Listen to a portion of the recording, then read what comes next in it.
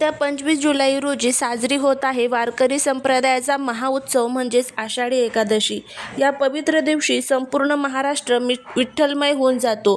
तुम्ही एकादशीचा उपवास करत असाल किंवा काही कारणास्तव तुम्हाला उपवास जमणार नसेल तरी आजचा हा व्हिडिओ तुमच्यासाठी अत्यंत महत्त्वाचा आहे.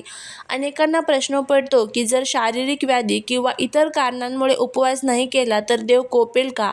तर बघा, विठुराय हा केवळ भावाचा भुकेला आहे. पण जरी तुम्ही उपवास करत नसाल तरी एकादशीच्या दिवशी असे काही नियम आहेत जे प्रत्येकाने पाळायचे पाहिजेत. आपल्या या धर्मग्रंथानुसार अशा 3 भाज्या आहेत ज्या या दिवशी चुकूनही खाऊ नयेत, अन्यथा घरात दारिद्र्य येते आणि लक्ष्मी काढता पाय घेते. आजच्या या व्हिडिओमध्ये आपण आषाढी एकादशीचे नेमके महत्त्व काय, या दिवशी काय करावे, काय टाळावे, तसेच आपल्या पुराणानुसार कोणत्या त्या 3 भाज्या आहेत ज्या या दिवशी वर्ज्य मानल्या गेल्या आहेत याबद्दल सविस्तर माहिती पाहणार आहोत. व्हिडिओ हा शेवटपर्यंत नक्की पहा, कारण शेवटी आपण अशी काही अत्यंत सोपे आणि प्रभावी उपाय देखील जाणून घेणार आहोत. त्यामुळे व्हिडिओ हा स्किप न करता शेवटपर्यंत पहा. चॅनलवरती नवीन असाल तर चॅनलला सबस्क्राईब करा आणि कमेंटमध्ये ओम नमो भगवते वासुदेवाय नमः लिहायला अजिबात विसरू नका. हिंदू धर्मग्रंथांमध्ये आषाढ महिन्यातील शुक्ल पक्षातील एकादशीला देवशयनी एकादशी किंवा आषाढी एकादशी म्हटले जाते. पद्मपुराणानुसार याच दिवसापासून भगवान विष्णू पुढील 4 महिन्यांसाठी क्षीरसागरात योगनिद्रेत जातात. या 4 महिन्यांच्या काळाला चातुर्मास असे म्हणतात. या काळात सृष्टीचा कार्यभार भगवान शिवाकडे सोपवला जातो, अशी आपली धार्मिक मान्यता आहे. धार्मिक दृष्टिकोनातून ही एकादशी सर्व व्रतांमध्ये श्रेष्ठ मानली गेली आहे. असे म्हटले जाते की या दिवशी विठ्ठलाचे नामस्मरण केल्याने आणि मनोभावे पूजा केल्याने जन्मोजन्मीच्या पापातून मुक्ती मिळते. पंढरपूरची वारी ही याच भक्तीच्या आणि समर्पणाचे सर्वात मोठे प्रतीक आहे, जिथे लाखो वारकरी पायी चालत विठ्ठलाच्या दर्शनाला पोचतात. आता जाणून घेऊया की या पवित्र दिवशी आपण काय केले पाहिजे. आषाढी एकादशीच्या दिवशी सकाळी लवकर उठून स्नान करावे, स्वच्छ वस्त्र परिधान करावे. शक्य असल्यास पिवळ्या रंगाचे वस्त्र परिधान करणे अधिक शुभ मानले जाते, कारण पिवळा रंग हा भगवान विष्णूंना अत्यंत प्रिय आहे. घराच्या देवारात विठ्ठल रुक्मिणीच्या मूर्तीची किंवा फोटोची मनोभावे पूजा करावी. या दिवशी घरात ओम नमो भगवते वासुदेवाय किंवा विठ्ठल नामाचा गजर सतत चालू ठेवावा. घरी आलेल्या कोणत्याही अतिथीला किंवा गरजू व्यक्तीला रिकामे हाती पाठवू नका. त्यांना अन्न किंवा पाणी नक्की द्या. तसेच या दिवशी घरातील वातावरण आनंदी आणि शांत ठेवावे. कोणावरही रागवू नये किंवा घरात भांडण तंटे करू नये. दुसरीकडे एकादशीच्या दिवशी काही गोष्टी कटाक्षाने टाळल्या जातात. उपवास असो वा नसो, या दिवशी घरात तामसिक भोजन म्हणजेच मांस, मद्य आणि कांदा लसूण पूर्णपणे वर्ज्य असावे. तसेच घरात कोणाचाही अपमान करू नका आणि खोटे बोलणे किंवा परनिंदा करणे टाळा. या दिवशी ब्रह्मचर्याचे पालन करणे देखील अत्यंत महत्त्वाचे मानले जाते. त्याचबरोबर या दिवशी आपल्याला काही महत्त्वाच्या गोष्टी ज्या आहेत तर त्या पाळायच्या आहेत.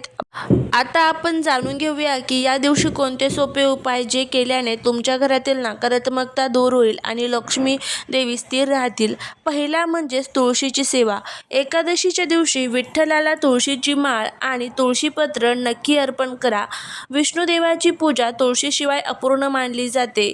एकादशीच्या संध्याकाळी घराच्या मुख्य दरवाजाच्या दोन्ही बाजूंना आणि तुळशीजवळ शुद्ध गायीच्या तुपाचा दिवा लावावा. दिवा लावत असताना महालक्ष्मी नमः या मंत्राचा जप करावा. यामुळे घरामध्ये सकारात्मक ऊर्जेचा संचार होतो आणि पैशांची चणचण भासत नाही. या दिवशी विठ्ठल मंदिरामध्ये किंवा घरी विष्णू सहस्रनामाचे पठण करावे.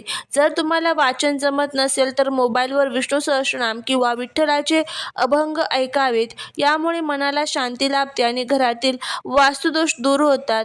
आषाढी एकादशी हा केवळ उपवासाचा दिवस नसून आपल्या मनाला विठ्ठलाच्या चरणी अर्पण करण्याचा दिवस आहे.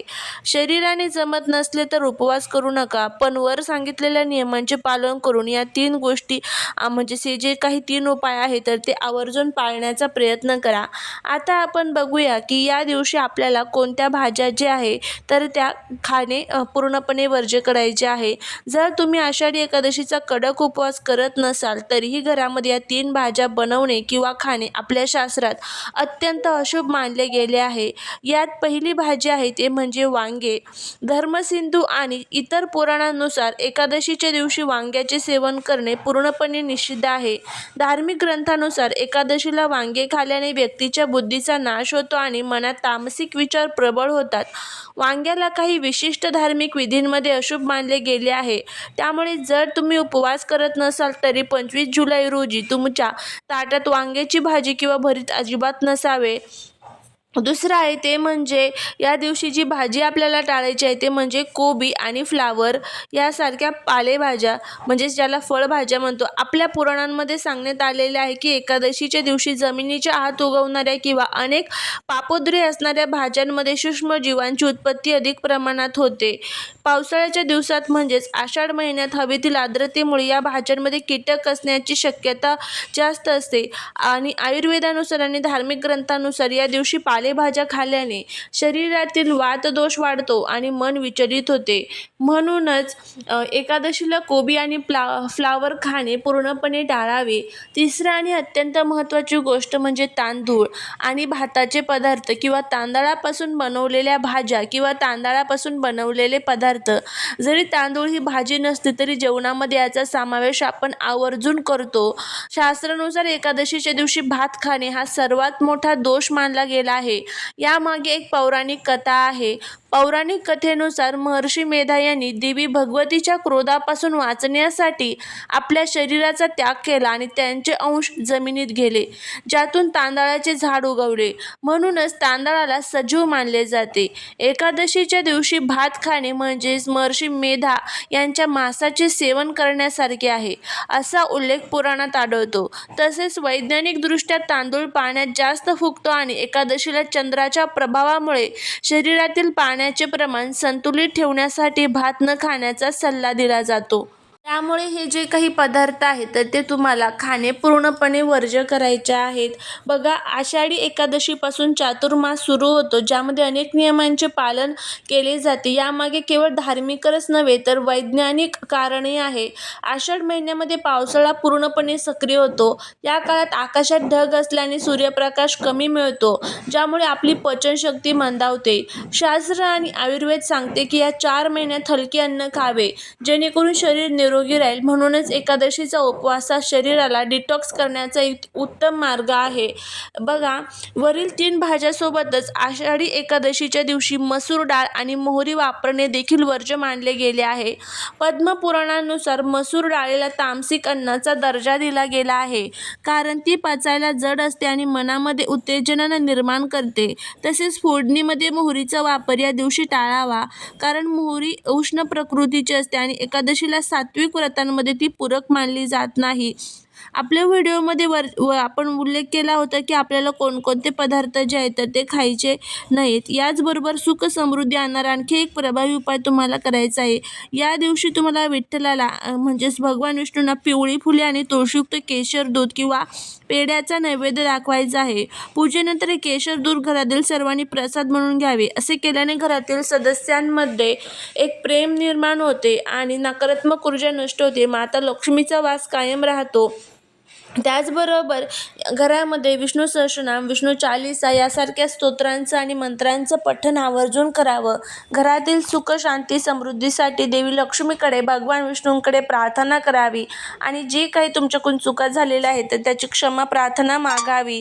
घरामध्ये भगवान विष्णूंची या दिवशी सकाळ संध्याकाळ आरती करावी.